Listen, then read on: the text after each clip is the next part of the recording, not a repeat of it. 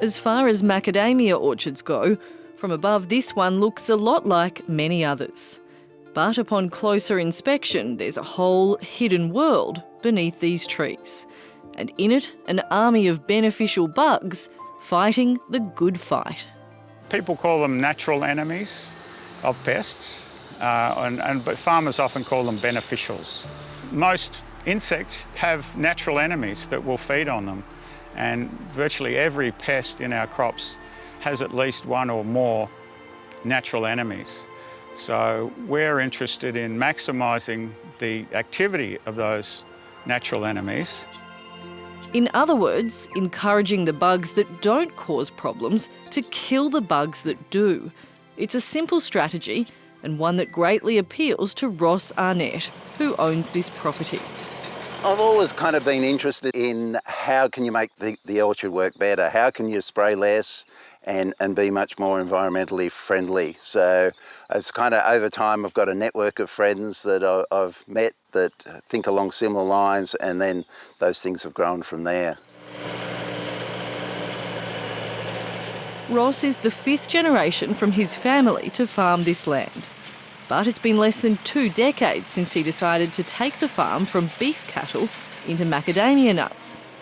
Over that time, he's also become keenly interested in insects, or more precisely, how building a population of beneficial bugs can help to make his job much easier. I'm kind of pretty well against that front lawn look of where it's just mown grass and macadamia trees. It's kind of seen as a healthy orchard, but it's a sterile orchard, and my aim is to have diversity and more diversity. My goal is to kind of have small, wide trees so they're easily managed, and to be able to get 100% ground cover, and to have that diversity in the orchard there, that you get good diversity of insects and plants, that everything coexists in a natural way. In the macadamia industry, beneficial bugs have proven a big asset. A pest moth known as a nut borer has long posed significant problems to the industry. In a nutshell, the moth would lay its eggs on the macadamia husk, and its larvae would then burrow through the shell to get to the nut, spoiling the crop in the process. So in 2004, when Richard Llewellyn helped to successfully mass rear a tiny wasp known as a trichogramma, which targets the macadamia nut borer moth, it was a significant breakthrough. So it uses that egg to rear its own young. The egg that's laid into the moth egg, in this case, will hatch, and a little larvae will chew out the inside of the egg, killing the pest in the process. The tiny army of beneficial trichogramma wasps was able to be sent out and released into orchards up and down the northern New South Wales and Queensland coasts, where a nut borer moth infestation had been identified. Within just one season, it became clear the results were more than promising. When the trichogramma was first took off, it saved the farmers thousands and thousands of dollars. So we had one big farm that the manager told me that they saved $70,000 this year by using trichogramma, and that was 15 years ago. The large farms would spend hundreds of thousands of dollars on insecticides a year for macadamia nut borer if it wasn't for this little wasp. Little is no exaggeration. They're so tiny you can hardly see them, even when you're actually looking for them. So Richard, what are we looking at here? Well, these cards have just come out of the sting boxes, and they've been in sting boxes for 4 days. And as you can see, the eggs on here, the nut borer eggs, are still red. So in a day... all these little bits of colour, that's the eggs I'm looking at. Yeah, in a day or so, they'll all go black. Once that happens, the parasitised eggs are then refrigerated before being sent off to the farm where they're needed, where the little wasps will eventually emerge and target the pest nut borer moth. The actual wasps themselves are teeny, but they obviously provide pretty good bang for their buck. Yeah, well, the farmers can't believe the impact of this little wasp. It's only 0.5 millimetre long, so and it's hard to believe they can have such a big impact. But macadamia nut borer used to be the main pest in macadamias 20 years ago, And now it's really relegated to a minor pest, except occasionally it can get out of control.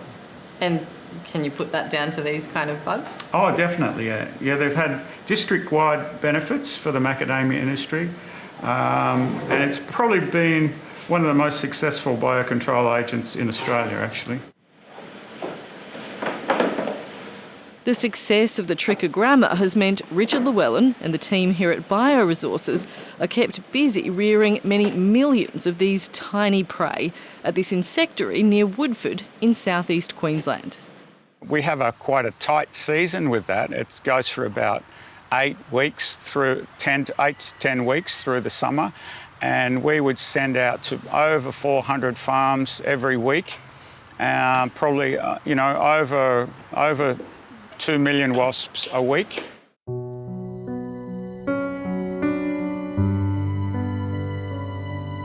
Back on Ross Arnett's place, there's now a newer bug on the beat. The Anesthetist Wasp targets fruit spotting bug. It's a parasitoid. The way we got into that was after 10 years of the trichogramma wasp, a number of growers approached us and said, we've had so much success, can we do anything with fruit spotting bug? Fruit spotting bug is the main culprit behind macadamia nuts being rejected at the processor. The pest causes early nut drop. On Ross's place, the natural enemy he's introduced, the Anesthetist wasp, has things under control. I don't have a fruit spotting bug issue, which is a major pest within the industry, or probably is the biggest problem pest to deal with. It's taken years and plenty of trial and error to finesse the production of the Anesthetist wasp. Silk moth eggs, imported from China, are used as the host. We sting each week. We would have what we call 3 stings per week, where we present the eggs to a bunch of wasps, basically. And then those wasps will parasitise those eggs. Those eggs are kept in the insectary for another almost 3 weeks to develop. And at that point, they're sent out to the farmers. They're sent out in what's called the immature phase on these cardboard cards. The farmer simply tears the card and clips it with the eggs on it onto the tree, usually along the boundary of their orchard, where the pest is most likely to enter their crop. There have been good results so far, but there's still a way to go. It's a different process to using chemicals, of course, and people have got to get used to that. The timing is important. And also they have to be prepared to stall them if there's a bad weather event or something like that. There's a big storm coming in. We provide information on, to how to slow their emergence down and things like that. It's also handy if the farm in question is bug-friendly, which isn't always the case, particularly with large commercial crops. That's why what Ross is doing here in his macadamia orchard is so interesting. He's deliberately planted fewer trees, spaced further apart, and actively keeps them shorter rather than taller. The problem with tall trees is the nuts right up there, the bugs are right up there, so it's very hard to manage what's happening in the orchard, and you need much bigger and more powerful equipment to be able to service that part of the tree, so particularly like spraying. The aim is to encourage the trees to grow to a more manageable height to help make maintaining and harvesting a whole lot easier. But it's also what's going on between the orchard rows here that's a little different and important. It may sound simple, but for the most part, Ross doesn't mow between his rows. Instead, he plants cover crops in a bid to both improve the soil and bring bugs and birds back into the orchard. So, Ross, when did you slash along here? That was about 2 months ago now, Richard, and I was going to do a replant, but due to the dry weather, we just haven't bothered. But it's quite interesting the amount of new growth and new varieties that have come up, or new species. We've got the buckwheat. That's the little flower on that is really good for parasitoids and small flies and things. Yeah. A simple sweep net up and down a row reveals the extent of bug life in the orchard. So Christopher, this is a few critters that you've caught in the sweep net. Just tell us what you can see. Yeah, we've got a whole diversity of insects here. So we've got different caterpillars, plant-sucking bugs, we've got wasps, flies. They all have ecological roles, little katydid here, lady beetle. Any kind of problem pests here in terms of macadamia crop? So none of these are actually pests of macadamia. This is just kind of what you'd want to see in terms of a good, diverse bug life. Yeah. A lot of spiders just here. Look at those back legs. Landcare is funding a research program here to figure out how the cover crops can help, particularly when it comes to pest management.